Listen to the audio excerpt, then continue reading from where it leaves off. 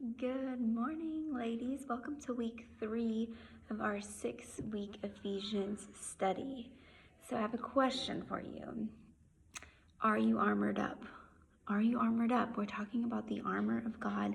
Week 1, we discussed the belt of truth, how securing that belt around us every day makes us stable. Then week 2, we discussed the breastplate of righteousness, understanding that our righteousness doesn't come from anything we do, but completely from God, and we get to wear that because of Jesus.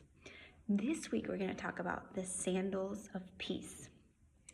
This may be the one piece of armor out of all that could possibly be the hardest in today's world. Because think about it, we live in a world that truly is full of chaos. Turn on the news, all you hear is chaos. Walk into a random place and see random people fighting. Like, we live in a world that does not promote peace. And part of the armor of God is to put on the sandals of peace every day, just like Jesus did. So before we even begin this week to discuss the purpose of peace, which we will do tomorrow and the next day, first we have to understand what peace actually is and how we have that. So the actual definition of peace is freedom from disturbance. Does anything in your life feel disturbed or chaotic, or maybe feel anxious when you think about a certain situation? The definition of peace is inner tranquility or calm or internal harmony, calmness, right? That's peace. Okay, does peace tend to play out in your day-to-day? How did Jesus model peace?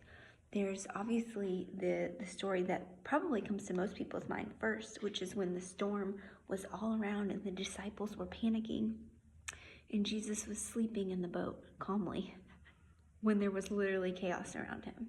What other examples can you think of that you want to share in the comments where Jesus modeled peace in chaos?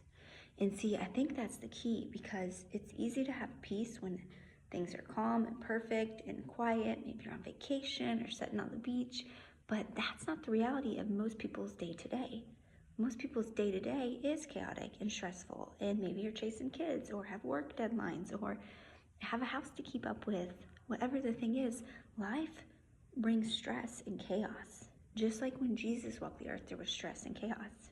But he didn't let that dictate how he responded. And that is the call to us, is to not let the stress and chaos of life dictate our response. Peace is our response. It's a choice. We can respond with stress and anxiety, or we can respond with peace and calm. And it truly is a conscious, intentional choice that we have to make.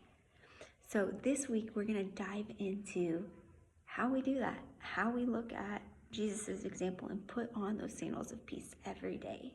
So before we do that on day 3 tomorrow, I want you to go ahead and just think about and drop it in the comments. What's an area of your life where maybe you feel very disturbed, anxious, unsettled, not peaceful? How do you practice putting on sandals of peace in the middle of that situation right now? Not when it gets better, but right now. See, growth happens when we can change our response in the middle of the hardship, not when it passes.